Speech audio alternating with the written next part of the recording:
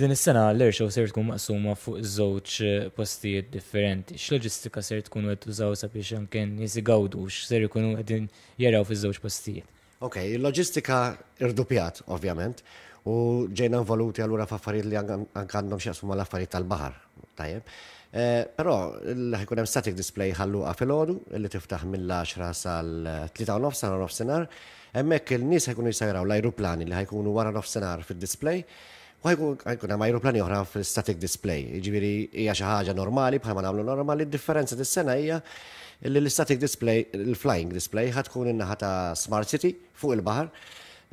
U allura loġistikament kemm hija xi ħaġa diffiċli, ġieli minnija fuq il-baħar qabel, u għalkemm il-post huwa ġdid, però di daħlitna wkoll li kien nitkellmu ħafna mal-awtoritajiet marittimi ukoll biex naraw li l-affarijiet huma right, però ħajkun hemm ukoll exclusion zone, ġiri vapuri u affarijiet ma jkunux jistgħu jgħaddu biex kollox ikun b'mod sikur, b'mod safe kemm jista' jkun waqt l-air show. Bħala highlights ħajkun hemm tlieta prinċipalment. L-ewwel nett nilqgħu ferħ fil-verità ir-ritorn tal-Franċiżi, tal-French Navy darba il-Malta International Air Show.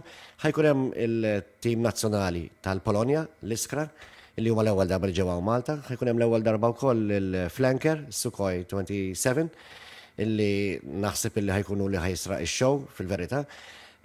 U ħajkun hemm ukoll ajruplan Amerikan ġdid, il-P8, il-Maritime Aircraft, illi għall-ewwel darba fl-Ewropa ħajkun qed jidher waqt air show, li dan huwa unur ukoll għal Malta. Nis li ser jiġu għalfejn għandhom jiġu għal din l-air show u il-ħinijiet u d-dettalji tal-air show. Mela grazzi tal-mistoqsija għaliex Smart City hija b'xejn.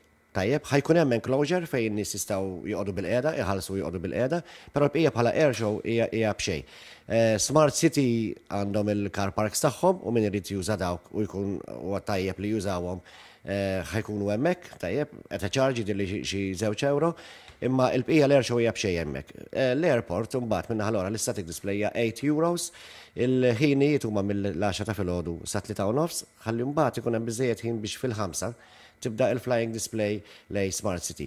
Jekk tippermetti li nixtieq nenfasizza li traffiku fil-weekend tal-air show, il-weekend li ġej, ħajkun kollu one way, tidħol min-naħa tal-Kalkara u torox lejn naħa tax-Xara.